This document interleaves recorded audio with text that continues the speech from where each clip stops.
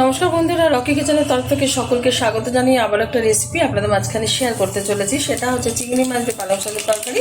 তাহলে চলুন দেখে নেওয়া যাক আজকে রেসিপি। ওভেনে একটা কড়াই বসিয়ে তাতে দিয়ে দিয়েছি কিছুটা পরিমাণে সাদা তেল। তেলটা গরম হয়ে যাওয়ার পর দিয়ে দিলাম কিছুটা পরিমাণে কালো জিরে, আর দিয়ে দিলাম হাফ চামচেরও কম হলুদ গুঁড়ো। আর আগে থেকে কিন্তু আমি চিংড়ি মাছগুলো ভালো করে ধুয়ে বেছে কেটে নিয়েছি।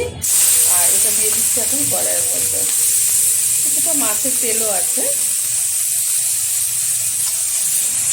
এবার হালকাভাবে একটু নেড়ে ছেড়ে ভেজে নেব, খুব বেশি ভাজবো না। হালকা করে কিন্তু আমি চিংড়ি মাছটা ভেজে নিয়েছি। এখন দিয়ে দেবো এর মধ্যে কেটে রাখা পালং শাক। এখানে আমি এই যে এক আটি পালং শাক ভালো করে ধুয়ে বেছে কুটে নিয়েছি।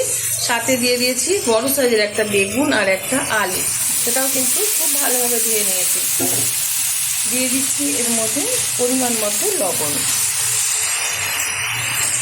শাকের পরিমাণ বুঝে কিন্তু লবণটা ব্যবহার করতে হবে, নাহলে কিন্তু রান্না করার সময় কিন্তু অনেকটা পরিমাণে শাক মনে হয়, কিন্তু রান্না হয়ে যাওয়ার পর কিন্তু শাকটা মজে অল্পতে পরিণত হয়। সেই বুঝেই কিন্তু এখানে লবণটা ব্যবহার করতে হবে। এবার একটু বেশ কিছুক্ষণ নেড়ে চেড়ে নেব।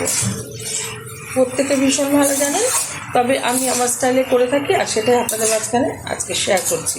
আশা করি ভালো লাগলে আমার চ্যানেলটিকে সাবস্ক্রাইব করবেন, লাইক করবেন, শেয়ার করবেন। আর যেহেতু এখন পালং শাক কিন্তু বাজারে ওঠা শুরু হয়ে গেছে, এরকমভাবে একবার ট্রাই করবেন, খুব ভালো লাগবে। বেশ কিছুক্ষণ কিন্তু পালং শাকটা আমি হাই আছে নেড়ে চেড়ে নিয়েছি। আর পালং শাক থেকে কিন্তু এই যে জল ছাড়া শুরু হয়ে গেছে। যত সিদ্ধ হবে ততটাই কিন্তু পরিমাণে জল বেরিয়ে আসবে। এখন দিয়ে দেবো এর মধ্যে স্বাদ মতো চিনি। চিনিটা দিলে ব্যালেন্সটা খুব ভালো লাগবে পালং শাকের। দিয়ে দেবো কুচিয়ে রাখা কিছুটা ধনে পাতা আর কিছুটা কাঁচা লঙ্কা চিড়ে রাখা। ঝালটা যার যার পছন্দ অনুযায়ী ব্যবহার করবেন। আর দিয়ে দেবো অর্ধেক টুকরো করে রাখা টমেটো। টমেটোটা আপনারা নাও ব্যবহার করতে পারেন, তবে দিলে বেশি ভালো লাগে। অনেকে জানে না, যারা জানেন না ট্রাই করে দেখবেন একবার, আশা করি ভালো লাগবে। আমি কিন্তু শাকে কোনো জল ব্যবহার করব না। শাক থেকে যা জল বেরোবে তাতে কিন্তু খুব সুন্দরভাবে শাকটা রান্না হয়ে যাবে। এখন আমি হালকা আঁচে ঢেকে রান্না করে নেব 15 মিনিট। ঢেকে দিচ্ছি,